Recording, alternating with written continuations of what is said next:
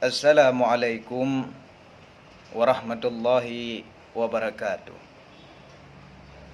Saudara-saudara, ada satu ayat Allah di dalam Al-Quran yang sering kita abaikan. Problem ini mengenai tentang sesuatu yang pasti dirasakan oleh setiap kehidupan seseorang. Mengenai tentang ayat la yukallifullahu nafsan illa wus'aha. Allah tidak akan membebani seorang hamba melainkan sesuai dengan kesanggupannya. Artinya, apabila kita tidak sanggup dengan ujian itu, maka Allah tidak akan menguji kita sedemikian rupa. Kita tahu bahwa tidak ada seorang pun di dunia ini yang terlepas daripada ujian Allah.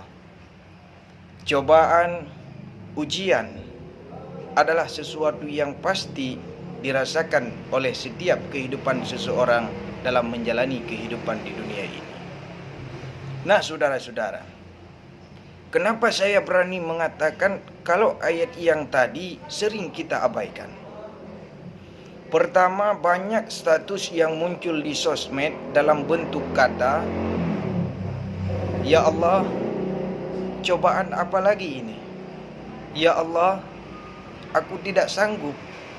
Ya Allah, kenapa harus aku?"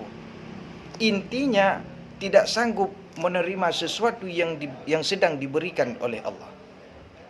Nah, ungkapan ini sering terdengar daripada mulut para remaja yang tengah tenggelam dalam hubungan percintaan. Maka jelas bahwa ayat yang tadi membicarakan tentang persoalan kehidupan kita, tapi ironisnya sering kita abaikan. Cukup di sinilah pertemuan kita kali ini. Assalamualaikum warahmatullahi wabarakatuh.